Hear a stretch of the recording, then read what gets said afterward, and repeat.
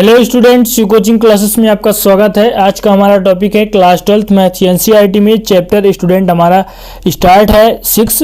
आप देख सकते हैं क्वेश्चन आपके पास है स्टूडेंट, स्क्रीन पर दिख रहा होगा कि क्वेश्चन आपका है और चैप्टर का नाम है हमारा अपकलज के अनुप्रयोग, जिसमें से कई सारे प्रीवियस वीडियो अपलोड है। प्लेलिस्ट में जाकर देख सकते हैं यदि अभी तक आपने नहीं देखा तो। और स्टूडेंट आप रेगुलर पढ़ाई करते हैं तो आपको एकदम अच्छे से समझ में आएगा। तो चलिए स्टूडेंट, पहली बार देख रहे हैं फिर भी आपको समझ में आएगा, वीडियो को पूरा देखिए, सारे के सारे क्वेश्चन इंपॉर्टेंट हैं। तो देखिए क्वेश्चन क्या दिया गया है कि शांत जल में पत्थर फेंकने पर वृत्तीय तरंग बनती है।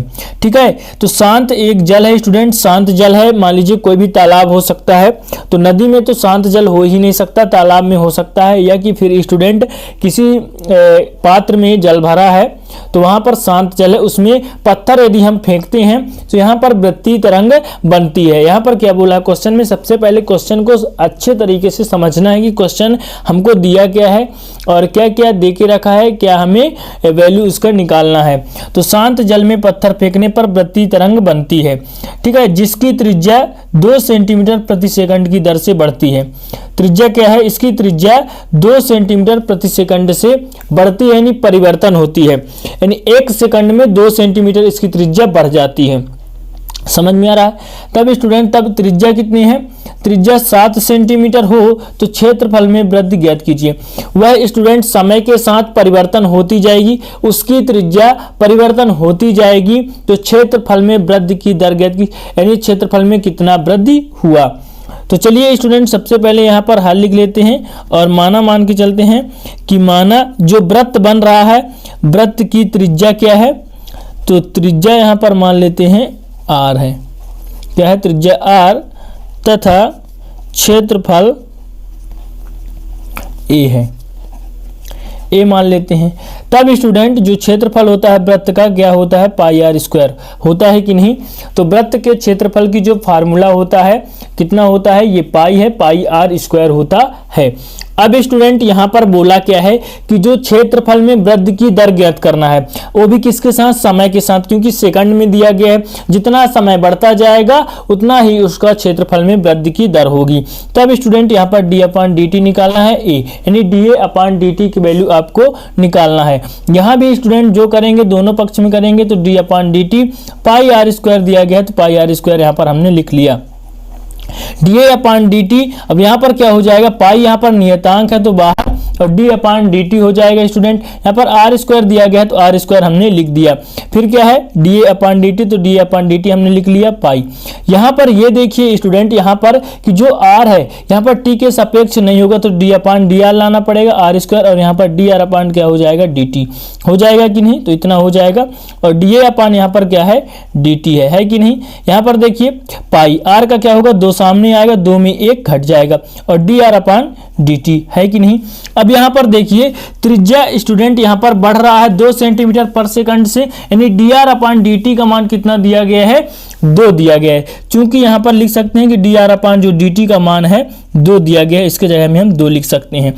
तो dA/dt बराबर क्या हो जाएगा स्टूडेंट, 2 पाई दिया गया, r 2 में से 1 घटाएंगे तो 1 हो जाएगा, यानी नहीं लिखना है यहाँ पे, और इसका मान 2 है तो यहाँ पर हमने लिख लिया। आगे देखिए dA/dt इक्वल क्या हो जाएगा, 2 का 2 से गुणा कर, 2 दूना 4, और यहाँ पर क्या दिया गया है, पाई आर। चूंकि स्टूडेंट जो आपका त्रिज्या कितना दिया गया है, r का मान आपके पास कितना दिया गया है कि त्रिज्या 7 सेंटीमीटर हो, तो r की जगह में आप लिख सकते हैं तो dA/dt स्टूडेंट यहाँ पर त्रिज्या r माने हैं, तो यहाँ पर त्रिज्या का मान दिया गया है तो पाई 4 पाई हो जाएगा, r का मान 7। तब यहाँ पर क्या हो जाएगा कि dA/dt की वैल्यू कितनी आ जाएगी, 7 चौको 28 पाई। अब चूंकि हमें क्या करना था, क्षेत्रफल ज्ञात करना था, तो क्षेत्रफल को वर्ग से दर्शाया जाता है, वर्ग इकाई की, तो यहाँ तो वर्ग सेंटीमीटर पर सेकंड हो जाएगा कि नहीं, तो यहाँ पर हो जाएगा। इस प्रकार से स्टूडेंट यहाँ पर जो पहला क्वेश्चन था आपका कंप्लीट हो गया। ये स्टूडेंट जो वीडियो है इसमें से अवकलज चिन्ह प्रयोग को कई वीडियो अपलोड हैं, आपने नहीं देखा तो वहां पर देखिए और जितने भी क्वेश्चन है सभी क्वेश्चन को हल कर डालिए स्टूडेंट। ठीक है, तो यहाँ पर आपको समझ में आ गया होगा कि किस प्रकार से लगाना है। त्रिज्या आप कुछ भी मान सकते हैं स्टूडेंट, यदि 7 मानेंगे। जैसे देखिए यहाँ पर जो इसका फार्मूला होता है पाई आर स्क्वायर, मतलब त्रिज्या का वर्ग होता है, इसलिए हमने त्रिज्या यहाँ आर मान लिया है। यदि आप त्रिज्या एस मानते हैं, टी मानते हैं, तो पाई टी स्क्वायर हो जाएगा, क्योंकि जो वृत्त के क्षेत्रफल का सूत्र होता है पाई होता है और त्रिज्या का वर्ग होता है। ठीक है, ये तो आपने मेंसुरेशन स्टूडेंट उसमें पढ़ा होगा क्लास 10th और 11th में। तो ये चैप्टर आपके क्लास 10th और 11th में था, तो उसका फार्मूला है, तो फार्मूला आपसे तैयार ही होगा। यदि नहीं है स्टूडेंट तो यहाँ से आप कर सकते हैं। इस प्रकार से हमें उम्मीद है कि ये क्वेश्चन भी आपको समझ में आया होगा। अब देखेंगे नेक्स्ट क्वेश्चन। अगला क्वेश्चन है आपके पास कि 2 मीटर ऊंचाई का एक आदमी 3 मीटर ऊंचे लैंप से दूर समतल सड़क पर 2 मीटर प्रति सेकंड स्टूडेंट की चाल से जाता है। थोड़ी क्वेश्चन को समझिएगा कि क्वेश्चन क्या दिया गया है आपके पास। क्वेश्चन ये दिया गया है कि 2 मीटर ऊंचाई का एक आदमी है। आदमी कितना उसका ऊंचाई है तो 2 मीटर है। 3 मीटर ऊंचे लैंप से दूर समतल सड़क पर 2 मीटर प्रति सेकंड की चाल से चल रहा है, यानी 3 मीटर ऊंचे लैंप से दूर जा रहा है। ठीक है, और 2 मीटर का आदमी है और 2 मीटर प्रति सेकंड की चाल से जा रहा है। तब उसका दर ज्ञात करना है। पहला स्टूडेंट कंडीशन है कि उसकी छाया की लंबाई बढ़ती है, ये दर ज्ञात करना है। ठीक है, समय के साथ, तो यदि लंबाई को L मानेंगे तो dl/dt, x मानेंगे तो dx/dt ज्ञात करना है।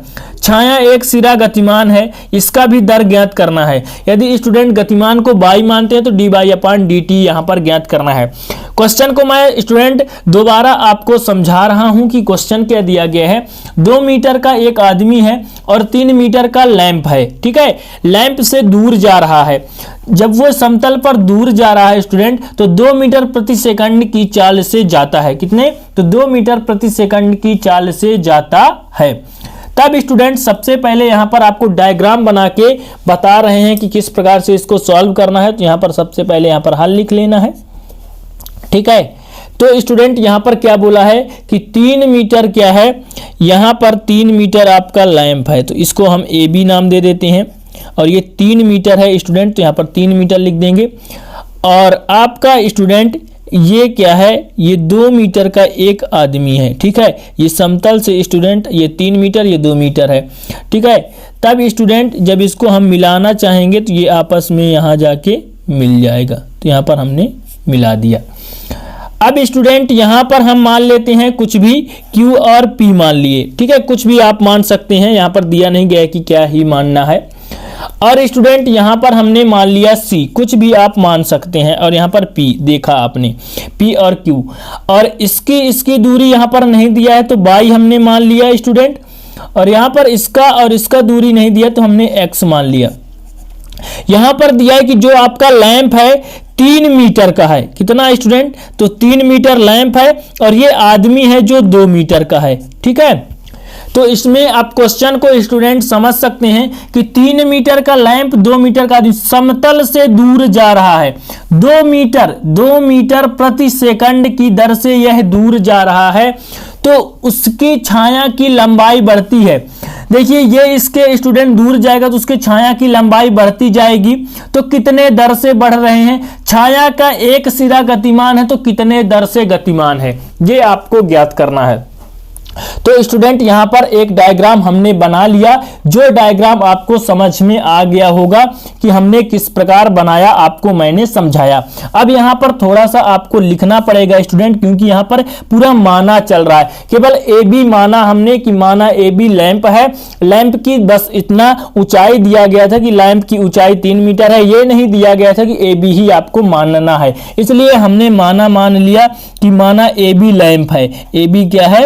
लैंप है, जिसकी लंबाई बोला था स्टूडेंट 3 मीटर, तो हमने लिख दिया। और PQ यहाँ पर क्या है? PQ आदमी है जिसका ऊंचाई 2 मीटर था, तो 2 मीटर हमने लिख दिया। PQ आदमी है कि नहीं? और जो QC है, QC क्या है?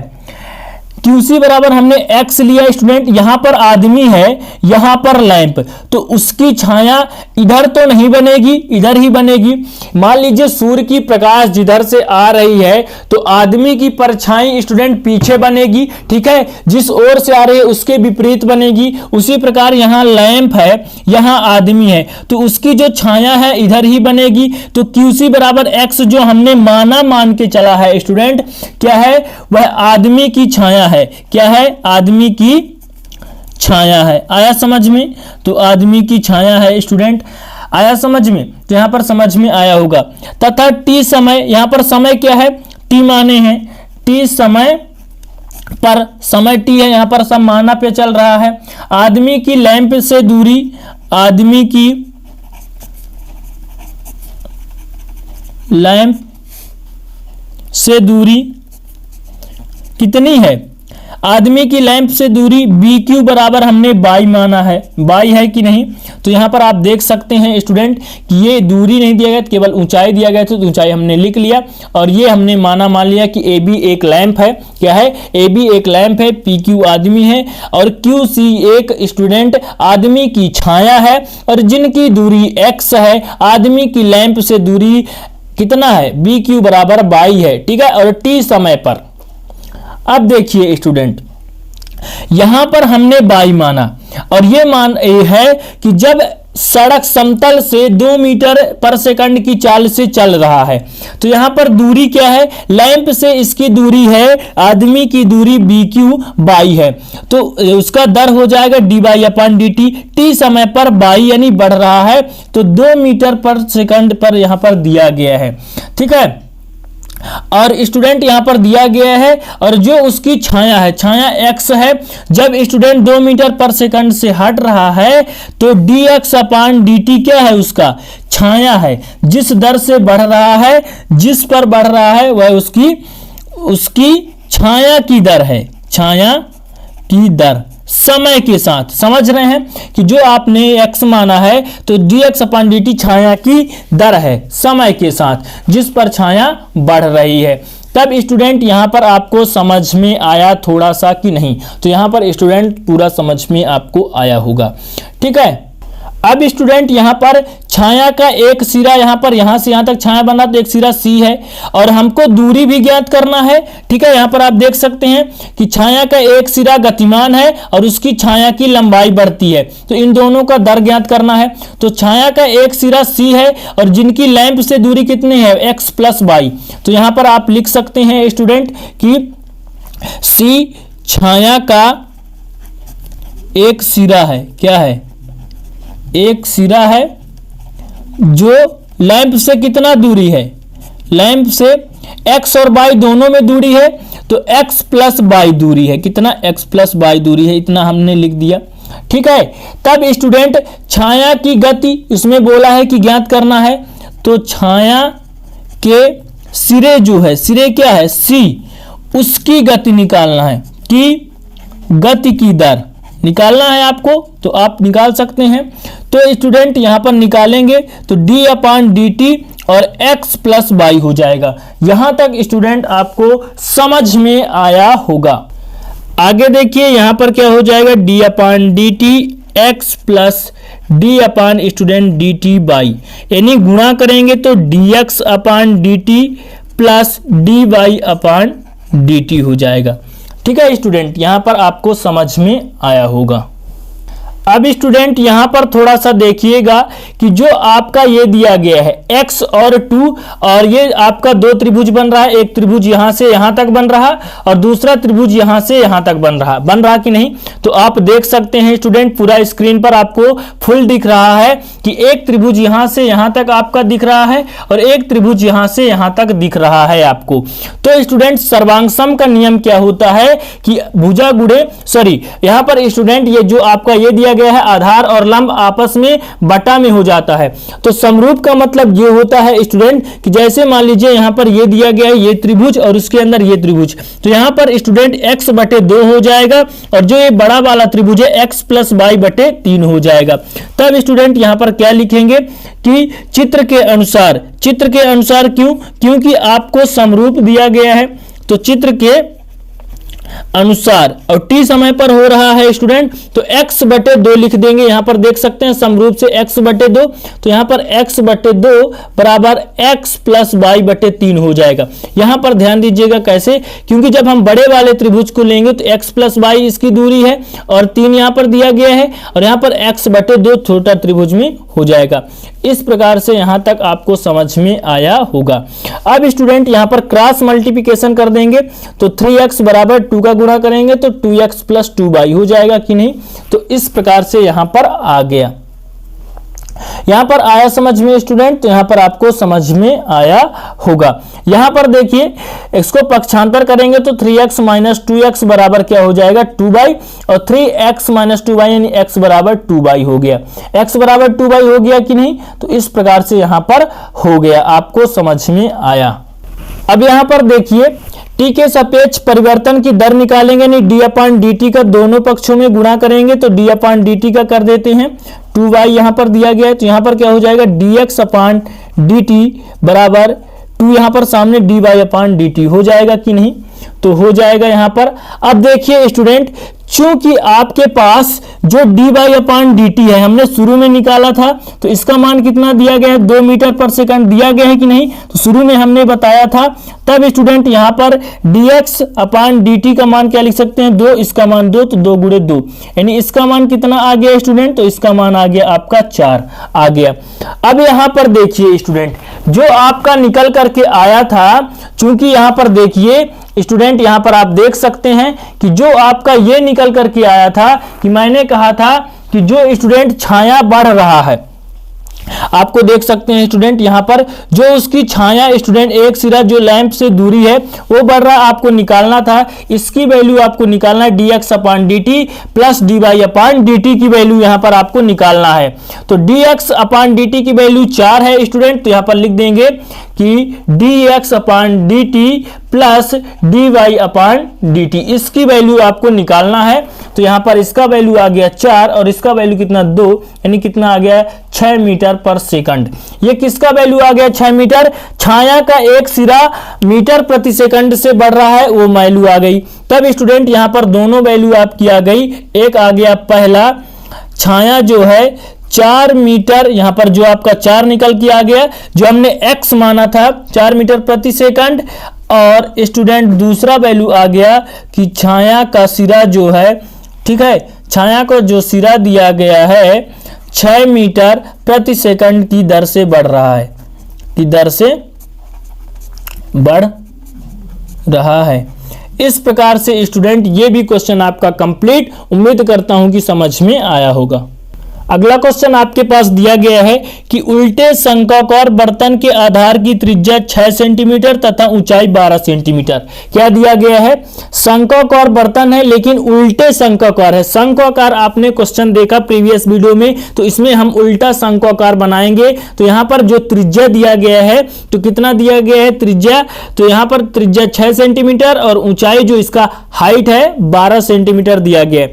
इसमें 11 घन सेंटीमीटर यहां पर प्रति सेकंड की दर से पानी डाला जाता है, यानी इसका जो स्टूडेंट आयतन है, जो इसका आयतन है तो कितना दिया गया है 11 घन सेंटीमीटर प्रति सेकंड की दर से पानी डाला जा रहा है, यानी परिवर्तन किया जा रहा है। dv अपान dt का मान यहां पर दिया गया है।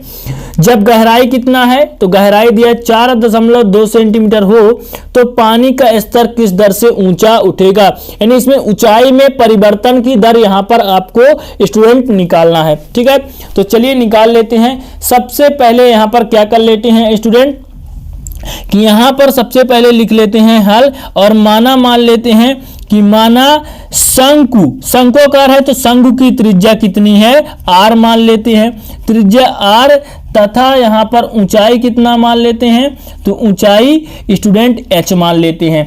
तब यहां पर r इक्वल कितना दिया गया है 6 सेंटीमीटर और h इक्वल कितना दिया गया है 12 सेंटीमीटर दिया गया है कि नहीं, तो यहां पर आपके पास दिया गया है। अब यहां पर देखिए ऊंचाई और त्रिज्या का जब अनुपात निकालते हैं तो r बटे h, तब यहां पर कितना आता है 6 बटे 12 और 6 कम 6, 6 दूना 12, यहां पर क्या हो जाएगा r बटे h बराबर बराबर 1/2 और जब त्रिज्या का मान निकालेंगे तो h जाके गुणा h/2। इसको आप समीकरण नंबर 1 मान सकते हैं। ये स्टूडेंट आपका r की वैल्यू है जो कि आपको आगे काम आएगा, इसलिए हमने यहाँ पर इक्वेशन नंबर फर्स्ट इसको मान के चला है।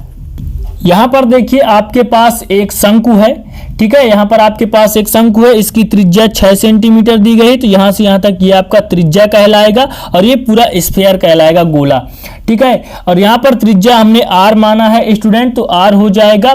अब इसके बाद यहाँ पर ये देखिए कि स्टूडेंट 12 सेंटीमीटर यहाँ से यहाँ तक पूरा आपका ऊंचाई दिया गया है, यानी यहाँ से लेकर पूरा यहाँ तक क्या दिया गया है, ऊंचाई। तो ये क्या कहलाएगा, ये 12 सेंटीमीटर कहलाएगा। तो यहाँ तक स्टूडेंट आपने देख लिया, तो 12 सेंटीमीटर और ऊंचाई हमने h माना है। तो यहाँ पर हमने एक शंकु का निर्माण कर लिया जो कि उल्टे शंक्वाकार आकार का है, बर्तन है। तो यह एक उल्टे शंक्वाकार आकार का बर्तन है और जितना मान मतलब क्वेश्चन में दिया गया उतना हमने यहाँ पर प्रदर्शित कर दिया। और स्टूडेंट यहाँ पर जो हमने निकाला, तो यहाँ पर देखिए हमने क्या किया कि सबसे पहले मान लिया कि एक शंकु की त्रिज्या r है, ऊंचाई h, क्योंकि त्रिज्या का मान 6 सेंटीमीटर और ऊंचाई इतना 12 सेंटीमीटर दिया गया है। अब यहाँ पर क्या लगाएंगे, आयतन। तब स्टूडेंट यहाँ पर आयतन यहाँ पर मान लेते हैं कि माना शंकु का आयतन क्या है और dh/dt निकालना है, आपको ध्यान रखिएगा। तो आयतन भी मान लेते हैं, v है, ठीक है। और आयतन का फार्मूला क्या होता है, तो स्टूडेंट शंकु का आयतन होता है 1/3 पाई r² h, ये शंकु का आयतन होता है, ध्यान रखिएगा स्टूडेंट यहाँ पर। और dh/dt का मान निकालना है, ये भी ध्यान रखिएगा। अब स्टूडेंट चूंकि r का मान समीकरण 1 से h/2 रख देंगे, तो यहाँ पर रखेंगे समीकरण 1 से क्या हो जाएगा बताइए, तो h/2 1/3 पाई r के जगह में h/2 का वर्ग और h। तब क्या हो जाएगा स्टूडेंट, v बराबर 1/3 यहाँ पर पाई h³/2 होगा कि नहीं, तो h³/2 यहाँ पर हो गया। तो स्टूडेंट यहाँ पर आपको समझ में आया होगा। और यहाँ पर स्टूडेंट 2 2 4 होगा क्योंकि यहाँ पर 2 का वर्ग था। यहाँ तक आपको समझ में आया, तो स्टूडेंट यहाँ तक आपको समझ में आया होगा, ठीक है। तो अब आगे यहाँ पर देखिए v इक्वल यहाँ पर इसका गुणा करेंगे तो 1/12 पाई h³ दिया गया है। अब यहाँ पर स्टूडेंट t के सापेक्ष यहाँ पर ये भी दिया गया है कि कितना स्टूडेंट यहाँ पर दिया गया है कि पानी डाला जाता है 11 घन सेंटीमीटर प्रति सेकंड से डाला जाता है। तो यहाँ पर t के सापेक्ष जब परिवर्तन निकालेंगे तो यहाँ पर दोनों तरफ हो जाएगा, तो 1/12 पाई h³। तो इसका मान स्टूडेंट हमारे पास dh/dt का मान दिया गया है, सॉरी dv है, तो इसका मान 11 घन सेंटीमीटर यहाँ पर दिया गया है पर सेकंड। तो यहाँ पर 11 रख देंगे कि नहीं, तो यहाँ पर रख देंगे। फिर स्टूडेंट यहाँ पर t के सापेक्ष निकालने के लिए 1/12 और पाई यहाँ पर नियतांक है, तो d/dt h³ दिया गया है। यहाँ पर क्या हो जाएगा 11 इक्वल 1/12 यहाँ पर स्टूडेंट पाई और d/ यहाँ पर क्या हो जाएगा बताइए, तो dh और यहाँ पर स्टूडेंट क्या दिया गया है h³ और dh/dt हो जाएगा, क्या हो जाएगा, तो dh/ यहाँ पर dt हो जाएगा। यहाँ पर स्टूडेंट आपको समझ में आया होगा। 11 इक्वल 1/12 पाई और इसका जब होगा तो 3 सामने आएगा स्टूडेंट और h² हो जाएगा क्योंकि 1 घट जाता है। यहाँ तक आपको समझ में आया होगा। 11 इक्वल 1/12 पाई और यहाँ पर 3 का गुणा हो जाएगा h² dh/dt। यहाँ पर 3 1 जा 3 3 4 जा 12। तब यहाँ पर क्या हो जाएगा 11 इक्वल 1/4 पाई यहाँ पर h² दिया गया है और dh/dt दिया गया है स्टूडेंट। तो यहाँ पर हमने लिख लिया। यहाँ तक आपको समझ में आया, तो यहाँ तक आपको समझ में आया होगा। अब यहाँ पर देखिए हमें dh/dt का मान निकालना है, ठीक है। तो h का मान स्टूडेंट जो आपका गहराई दिया गया है तो 4.2 सेंटीमीटर दिया गया है गहराई, वहां से आप देख सकते हैं क्वेश्चन से। तो यहाँ पर स्टूडेंट 11 बराबर 4.2 का यहाँ पर वर्ग कर देंगे और यहाँ पर 4 पाइप दिया गया है। dh/dt का यहाँ पर आपको वैल्यू निकालना है। जब स्टूडेंट इसको ले जाएंगे तो ये क्या हो जाएगा 4 पाई अपान 4.2 का वर्ग क्यों हो जाएगा? क्योंकि स्टूडेंट जब इसको पक्षांतर करेंगे तो यहां पर ये उल्टा हो जाएगा, क्योंकि ये तो इसके साथ जाके गुणा और ये इसके साथ गुणा में है तो ये भाग में चला जाएगा। और dh/dt का हमें वैल्यू निकालना है। ठीक है, तो यहां तक स्टूडेंट आपको समझ में आया होगा। इसको 2 बार गुणा करेंगे तो कितना आएगा? तो चलिए स्टूडेंट यहां पर 11 चौक क्या हो जाएगा? 44। यहां पर स्टूडेंट पाई, अब यहां पर 42 4.2 गुणते 4.2 लिख सकते हैं बराबर dh/dt। आया कि नहीं?